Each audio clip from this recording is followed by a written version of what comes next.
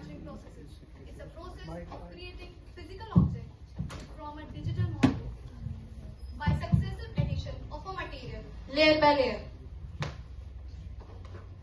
But why we have switched to additive manufacturing, that is 3D printing, but when we have a conventional processes like subtractive manufacturing? In subtractive manufacturing processes, we have a material as a whole, which after fabrication processes, we get a final product by subtracting material from it. But here you can see the wastage of material is very high. In additive manufacturing processes, we have a material in the form of raw materials, filaments or resins, which after additive manufacturing processes, we get a final product. But here there is very less amount of wastage of material. That's why we have switched to this. Because it saves the wastage of material and reduces the cost of material. So what's so cool about 3D printing? In Dubai, in 2019, a 31 feet tall and 6,900 square foot house was constructed by 3D printing. Even in Amsterdam, a 40 feet long metallic bridge was constructed by a Dutch company by 3D printing. 3D printed food, yes, you heard it right. Even food can be 3D printed. Soft ingredients like chocolate, syrup, cheese. Even NASA is promoting 3D printed food for their astronauts in space. Art restoration. The old damaged antiques, sculptures, they can be restored back to their life by 3D printing. History seems boring, but let's take a glimpse. In 1980, Hideo Kodama gave the idea of 3D printing. But in 1986, Charles Hull first patented the first 3D printer, that is SLA. Then in 91, metal 3D printing technology was introduced. Then in 2005, it became affordable technology, and since then, it has become a mainstream technology for various industries like aerospace, automobiles. Charles Hull is the father of 3D printer, and this is the miniature of his model. Now, I would like to call my friend Aditya Saxena for further continuation. Thank you, Dipanjali. Now that we know a lot about 3D printing, let's see what all you need to do to 3D print a physical part. So the first step is designing a CAD model, which can be done on any computer software like SolidWorks, AutoCAD, Siemens NX, etc. Or any pre-existing part could also be scanned with the help of a scanner. After that, our 3D part is being converted into an STL file. Now STL is an extension that stands for Standard Tessellation Language. It converts our 3D model surface into many small triangles. After that, in model slicing, our 3D model is converted into a set of instructions for the 3D printer to work upon. It's here only that the printer parameters are being specified. After that, the model fabrication occurs in the 3D printer layer by layer. But even after our part is 3D printed, it is not yet ready to use. It has to undergo many post-processing processes like removal of support structure, heat treatment, light treatment, grinding, etc. After that, our part is ready to serve its purpose. So a huge number of materials that can be 3D printed are put in the most simplified way possible here.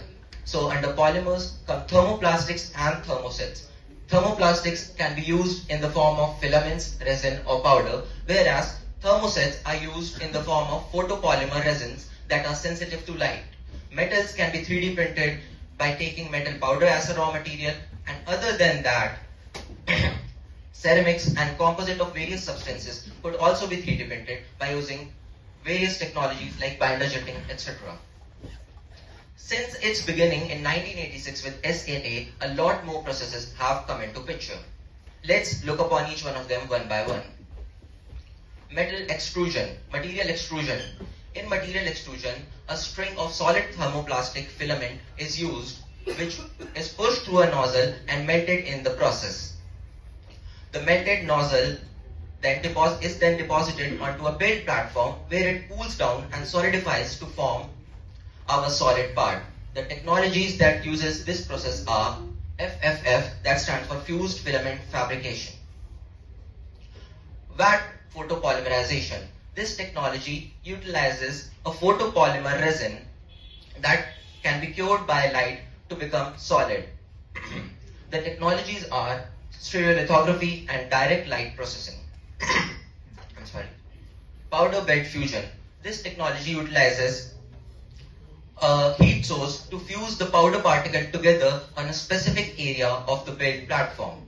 As here you can see, here is a relocating blade that spreads and applies the powder on the build platform on which the laser selectively centers some area of that to create a cross section of our model. Then the relocating blade applies another layer, and this is done until our whole part is ready. The technologies that uses this process are selective laser sintering, direct metal laser sintering, selective laser melting, and electron beam melting. Now I would like my friend Manasvi to show some light on other processes. Thank you, Aditya.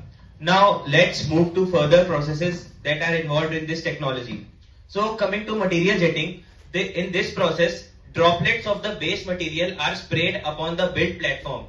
After that, it is cured by UV light, and as the droplets of the material comes into contact with UV light, it solidifies, and hence we get our final 3D model. The technologies that are based upon this process are drop on demand and material jetting. Now coming to binder jetting. In this case, we have a container full of base materials powder.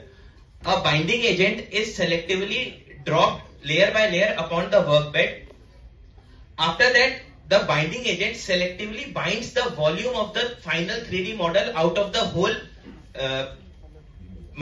container. And that's how we get our 3D model. The technologies that are based upon this process are binder jetting. Now coming to direct energy deposition. This technology is similar to welding process. The difference lies between the melting agent. Here we use laser to melt the base material. So what happens here is a nozzle ejects the base material either in the form of a filament or in the form of powder.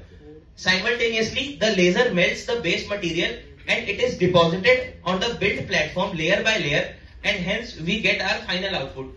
The technologies that are based upon this process are laser engineered net shaping and laser based metal deposition.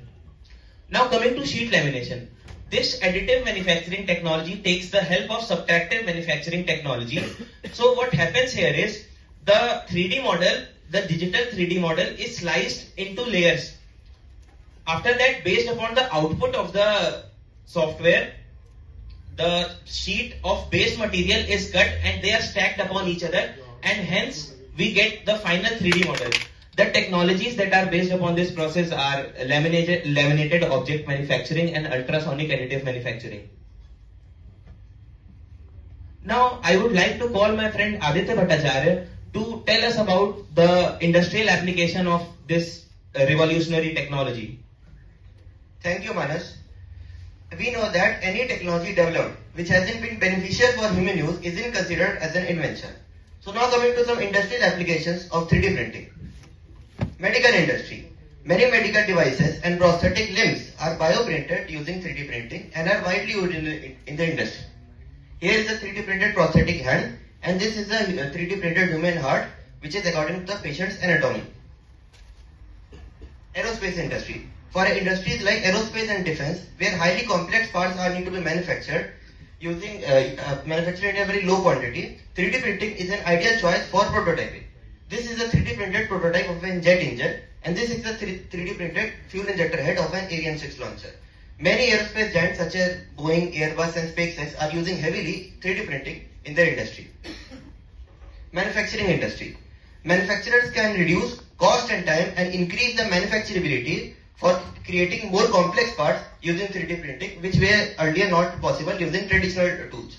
This is a 3D printed bevel gear, and this is a honeycomb mesh embedded inside a spur gear, which was earlier not possible using substratic manufacturing. Automotive industry. 3D printing is playing a vital role in the automotive industry, as now manufacturers can create custom components for different vehicles using 3D printing. This is a 3D printed customized seats by Porsche, and these are the 3D printed carbon fiber connecting rods which are used in F1 car engines. They are very lightweight and provide great strength to weight ratio and can withstand up to 3000 horsepower. This is the concept of a 3D printed puncture resistant tire. Construction industry. Many complex structures which were earlier not possible using traditional construction techniques are now constructed using 3D printing. This is a 3D printed structure under construction. 3D printed not only saves cost and time, but also creates a safe environment for their workers to work. This is the first 3D printed house in India which is situated in IIT Bombay. Fashion industry. Designers can now directly manufacture their own designs without expending in expensive machinery. These are some 3D printed ornaments which are worn by some fashion models, and these are the Adidas shoes whose soles have been manufactured by 3D printing. Now I would like to call my friend Manasveer to explain some facts and figures about 3D printing. Now let's look at some facts and figures associated with this technology. We have seen a drastic change in the global revenue of 3D printing in the last decade. It has reached a global market size of $18.33 billion this year, and it is expected to reach $83.90 billion by 2029. Now, from the presentation, we draw the conclusion that ranging from increasing manufacturing to working upon a wide range of materials, 3D printing is the future of industries. With spectacular progress in the expansion of 3D printing, 4D printing has raised its standards. These are the references we have used. The evolution of industry is a never-ending process, and 3D printing has the potential to bring a revolution in this process. With this note, we, the student of Team AKGEC, sign off. Dhanyavad.